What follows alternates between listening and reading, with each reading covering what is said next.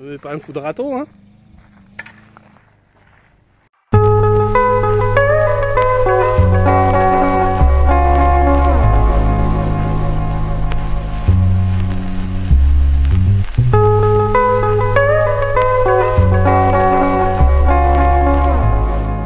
Bonjour à toutes et tous, on profite de 5 minutes de pas trop de pluie entre deux orages pour filmer un petit peu et vous faire un peu un point sur la situation et finaliser ce nouveau chapitre. On est ravis de vous retrouver, bien évidemment. Vous voyez un peu derrière que ça a bien avancé, les joints de dilatation ne sont pas tous posés. Ceux qui suivent sur Insta ont vu les stories, ça a été apocalyptique. Il y a eu des images. Ceux qui ne l'ont pas vu, je vais peut-être en mettre sur le fil d'actualité sur Insta pour garder le souvenir, parce que c'est incroyable. La nature a envie de jouer un rôle vraiment dans toute cette aventure, la météo surtout. À chaque étape, on a presque un mois de pluie complet, donc j'espère que ce ne sera pas le cas. Quand on vous a dit qu'on vous montrerait tout, c'était un petit peu ça dans le premier chapitre. Les conditions dans lesquelles on aura avancé et travaillé, voilà, hein, on ne se cache pas. Je ne vais pas pouvoir au montage enlever les gouttes, enlever les bruits du tonnerre qui s'exprime. Voilà, on est un petit peu... c'est l'aventure, hein, vous êtes comme à la maison, hein, c'est du naturel, voilà, il pleut. Mais bon, il n'y avait pas le choix. Si on voulait vous faire des vidéos en extérieur avec une petite vue sur là où on en est au niveau des travaux, il fallait se mouiller, comme on dit. Voilà, c'est l'expression convient parfaitement.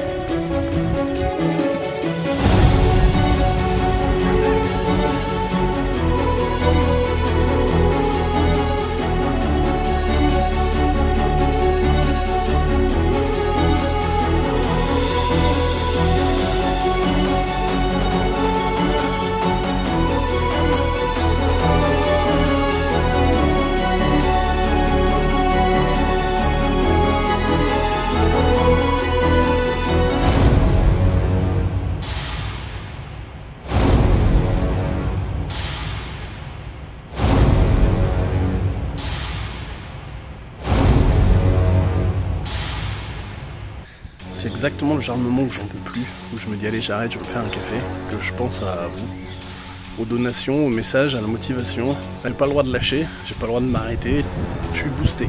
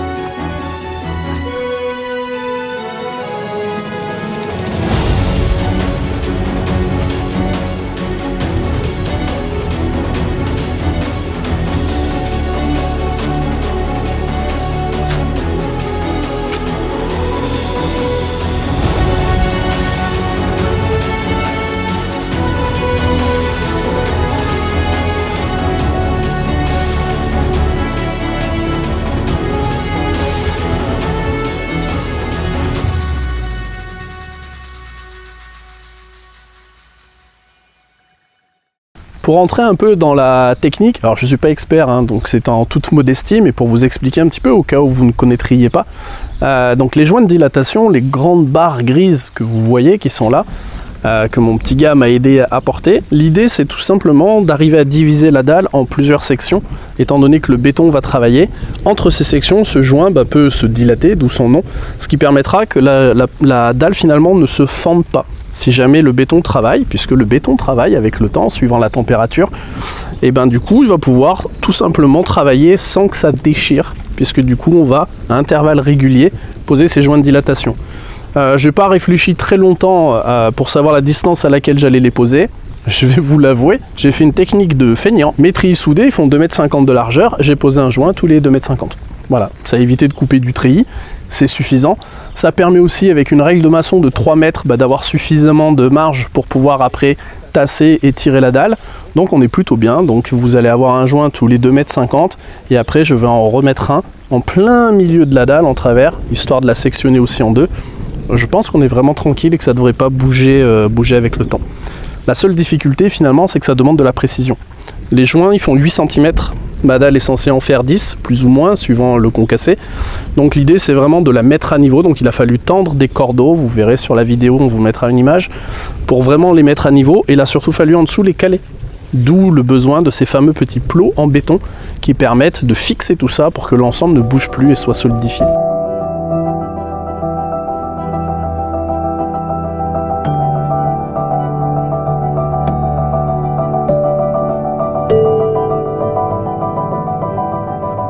Donc les treillis soudés, l'idée c'est qu'on va les assembler entre eux, on va les attacher, ce qui va permettre que finalement ça fasse des plaques de 3 treillis qui vont vraiment être liés et ça vous fait une partie qui solidifie tout. Ça va être à mi-hauteur dans le béton, ça devrait pas bouger, je pense pas que ce soit, même avec une dizaine de copains en train de sauter dessus à jouer au basket, qu'on arrive à abîmer ça. Peut-être que j'en ai fait trop, y a des gens qui sont passés qui m'ont dit mais c'est pour poser des véhicules ou... Ouais, bah c'est pour poser ce genre de véhicule, donc il vaut mieux quand même sécuriser la chose. Ça n'arrivera qu'une fois de faire un terrain de basket ici pour mon fiston, pour les enfants du village. Donc bah oui, j'ai pas fait les choses à moitié, peut-être que j'en fais un peu trop, j'en sais rien, en fait je suis pas technicien. Dites-moi dans les commentaires si vous voulez, vous pouvez même chambrer, hein, si j'en ai fait trop, il n'y a pas de souci, je suis habitué. Mais là du coup au moins ça sera... J'allais dire du béton, ben ouais, ce sera du béton. Ouais. Vous allez donc voir un petit peu la fin de tout le tassage des fameux concassés. J'ai réussi à trouver une dameuse, je l'ai louée.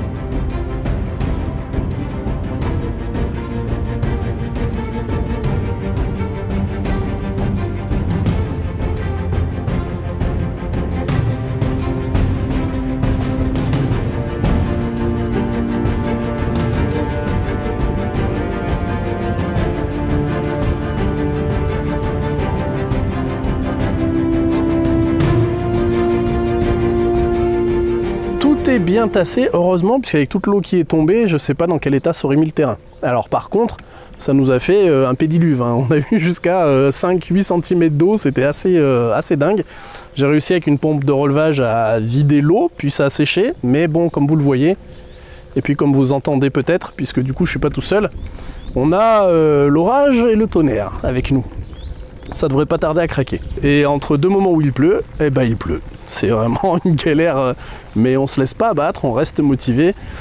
J'espère que ça va s'arrêter quand même au moins 2 jours d'affilée, que ça puisse sécher, que je puisse refaire du béton, puisque vous allez le voir dans la vidéo, l'idée c'est vraiment de faire des plots de béton pour maintenir les joints en position, en place, puisque quand on va faire venir la toupie, on va pouvoir poser des règles sur le coffrage et sur le joint d'à côté pour tout simplement pouvoir lisser la dalle.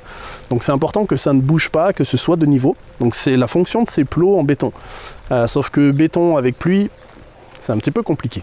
Dans ce chapitre, vous avez donc pu assister à tout ce qui était le départ de ces joints de dilatation et le fait de poser les treillis soudés qui donc ont été offerts par RSTP. J'espérais faire un épisode entier sur ça et que le prochain épisode soit dédié à la toupie. Ça va être plus compliqué étant donné la météo. Je pense qu'il va falloir un épisode supplémentaire pour la finition de toute cette préparation là. Et puis on fera un épisode après pour la toupie. Donc Julien de RSTP, je t'avais dit la toupie vendredi. peut-être le lundi derrière, bon on va voir. On se tient au courant, on vous tient au courant, puisque vous vivez ça avec nous de toute façon.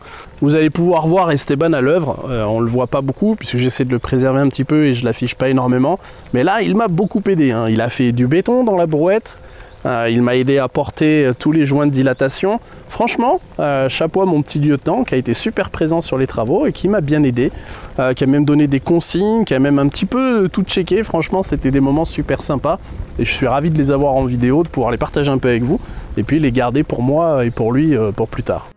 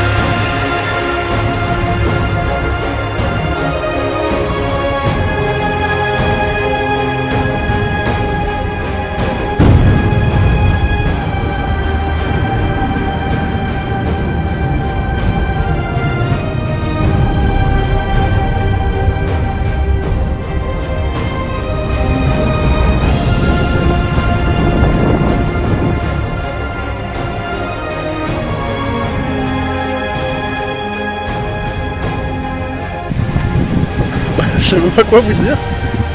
Voilà, à chaque fois qu'il y a des étapes importantes, la météo a envie de jouer un rôle. Toujours l'ambition de commander fin de semaine prochaine le béton. On va voir, parce que là, ça tonne, ça bouille, ça vente, ça souffle. C'est une galère monstre. Mais bon, on lâche pas, on est déterminé. Regardez comme ça a avancé. Voilà, c'est sous ces superbes conditions qu'on va se laisser, qu'on va clôturer ensemble ce nouveau chapitre. J'ai déjà hâte de vous présenter le prochain. Quand? Je ne sais pas. Faut demander là-haut, parce que pour l'instant, on ne maîtrise pas tout. On va faire avec les conditions. En tout cas, voilà, on a pris la décision à ce moment-là des travaux de vous faire un chapitre de plus, que vous puissiez suivre en direct les aventures, voir les conditions. Sur Insta, vous avez déjà beaucoup vu. Ceux qui ne sont pas sur Insta, je le dis souvent, rejoignez-nous. Vous verrez qu'au quotidien, vous avez des infos un petit peu plus précises et ça permet de suivre les conditions. On se retrouve dans le prochain épisode, un petit peu moins mouillé, j'espère, pour la suite de l'aventure.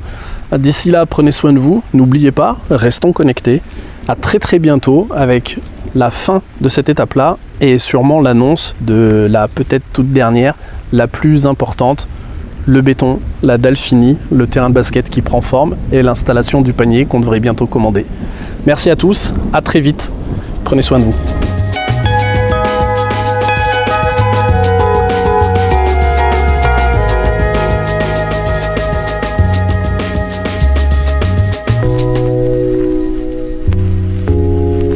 Abonnez-vous.